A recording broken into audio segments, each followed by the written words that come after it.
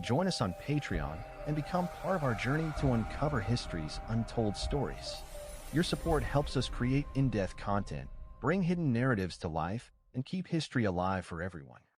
When the wind blows through the blue mountains of Jamaica and the scent of sugarcane lingers in the warm island air, few pause to consider that this land, so alive with music, rebellion, and spiritual fervor, carries echoes of an ancient history so profound, it stretches from the hills of Zion to the valleys of Kingston. In the chants of Rastafari, in the hymns of revival Zion churches, and even in the lyrics of reggae, there are hidden verses of a story long buried, a story about a people who cross seas, not just in chains, but in prophecy. The Bible, often perceived solely as a European book, holds within it a secret that has followed Black Jamaicans for centuries. From Genesis to Revelation, a coded narrative lies beneath the surface, a story of a tribe that endured exile, bondage, and spiritual awakening. What if the sons and daughters of Jamaica were more than just descendants of African slaves? What if they were the scattered remnant of an ancient biblical lineage, the tribe of Judah itself? To begin understanding this mystery, we must strip away the layers of colonial deception. When enslaved Africans were brought to Jamaica by the British, they were taught a Christianity tailored to obedience. The Slave Bible, printed by British missionaries in the early 19th century, deliberately removed over 90% of the Old Testament and over 50% of the New Testament, especially the sections speaking of liberation, justice, and divine vengeance against oppressors. Left in the shadows were scriptures like Deuteronomy 28, which described in stunning detail the curses that would fall upon the Israelites if they broke their covenant with God. It spoke of people being taken in ships, scattered among nations, and stripped of their heritage, an eerie reflection of the Middle Passage and the lives of African descendants in the Caribbean. Deuteronomy 28 verse 68, in particular, was a verse never preached from the plantation pulpit. And the Lord shall bring thee into Egypt again with ships, and there ye shall be sold unto your enemies for bondmen and bondwomen, and no man shall buy you. The Egypt referenced here was symbolic of bondage, and the imagery of ships speaks directly to the transatlantic slave trade. Scholars such as Joseph Benjo-Cannon, Walter Rodney, and Leonard Barrett have long argued that the Israelites described in the Old Testament are not merely Middle Eastern in identity, but include African peoples exiled across history. In Jamaica, this connection took on a new spiritual life. The emergence of Rastafari in the 1930s was not merely a religious movement, but a prophetic awakening. Rooted in Ethiopianism and biblical prophecy, early Rastas proclaimed that Haile Selassie, Emperor of Ethiopia, was a direct descendant of King David and Solomon, thus linking Black Jamaicans to the royal bloodline of the tribe of Judah. This wasn't just spiritual poetry. It was political, historical, and deeply theological. To proclaim a black king as the Lion of Judah was a direct rejection of white supremacy and colonial lies. It restored dignity to a people who had been told for centuries that their history began in slavery. What is often left out of mainstream biblical teaching is that the tribe of Judah, the southern kingdom of ancient Israel, was prophesied to be scattered and hidden until the final days. Isaiah 11 verse 11 speaks of a second regathering of God's people from nations like Cush, ancient Ethiopia/Sudan, Egypt, and the islands of the sea. Jamaica, one of the largest islands in the Caribbean, sits squarely within the regions mentioned in biblical diaspora prophecies. The revivalist religions of the island, like Pachamania and Revival Zion, also incorporate distinctly African and Hebrew ritual forms, tambourine shaking, rhythmic call and response, head coverings, and even ritual fasting in alignment with Old Testament laws. The enslaved people of Jamaica were not just stripped of their freedom. They were stripped of their names, languages, and ancestral memories.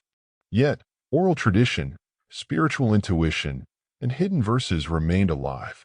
The Maroons, those fearless warriors who escaped British plantations and built free communities in the mountains, believed in a divine right to freedom. Some Maroon legends even speak of being a chosen people, protected by the Most High. British colonial reports often noted the unusual religiosity of enslaved Africans and how many gravitated not to Anglican orthodoxy, but to Old Testament stories of Moses, Daniel, and David, figures who resisted empire and received revelation. This was not accidental. The Bible, though weaponized by slaveholders, remained a tool of resistance. Jamaican slaves often gathered secretly at night, reading or reciting forbidden scriptures under the threat of death. The Psalms became anthems of resistance, while Exodus was read not as a spiritual metaphor, but as a literal promise of deliverance. These weren't simply Africans adapting to Christian doctrine. They were Israelites remembering who they were. European records from the 17th and 18th centuries sometimes referred to West African tribes as Jews or Black Hebrews, especially those from regions like the Kingdom of Judah in Dahomey, modern-day Benin, Ghana, and parts of Nigeria. Portuguese slave traders also identified certain African communities as practicing Judaic customs, including circumcision, Sabbath observance, and dietary restrictions. These communities were among those captured and taken to the Caribbean. If these reports are to be believed, then many of the people brought to Jamaica were not simply Africans, they were Hebrews in exile. This idea was further reinforced during the rise of the Back to Africa movement. Jamaican visionaries like Marcus Garvey declare that black people were not cursed but chosen. Garvey, though not a Rasta himself, laid the groundwork for the ideology. His statement, "Look to Africa, where a black king shall be crowned," sparked the spiritual fire that would become Rastafari. When Haile Selassie was crowned in 1930 with the full title King of Kings, Lord of Lords, conquering lion of the tribe of Judah, it was seen as the fulfillment of prophecy, not just religious symbolism. For Black Jamaicans, it confirmed what they had long suspected. Their true identity was written in a book they had never been fully allowed to read. Even today, mainstream churches in Jamaica continue to preach a westernized version of the gospel, often glossing over the parts that link black suffering to biblical prophecy. But grassroots movements, Rasta tabernacles, and Hebrew Israelite communities across the island are reviving this lost knowledge. They are reclaiming the Torah, wearing the fringes, observing the Sabbath, and restoring names and customs once erased. They're not converting, they're returning. It is no coincidence that so many of Jamaica's revolutionaries, prophets, and artists speak with the fire of ancient scripture. Bob Marley's lyrics weren't just protest anthems, they were psalms. His music, inspired by the Bible and Rasta faith, carried messages of Zion, Babylon, and redemption. In his final days, Marley was deeply immersed in the teachings of the Bible, not the colonial version, but the version that tied him to a lineage, a prophecy, and a future. The Bible does not explicitly name Jamaica, nor does it mention the Caribbean by name, but it speaks often of scattered people, lost tribes, and isles afar off. Jeremiah 31 verse 10 declares, "Hear the word of the Lord, O ye nations, and declare it in the isles afar off.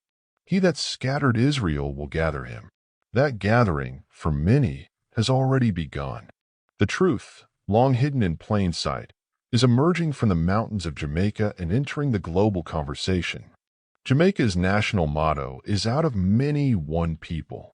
But perhaps, more accurately, the island is home to one people out of many who never forgot the rhythm of Zion beating within them. A people whose story was hidden in the Bible, disguised by colonizers, and yet never lost, only waiting to be rediscovered.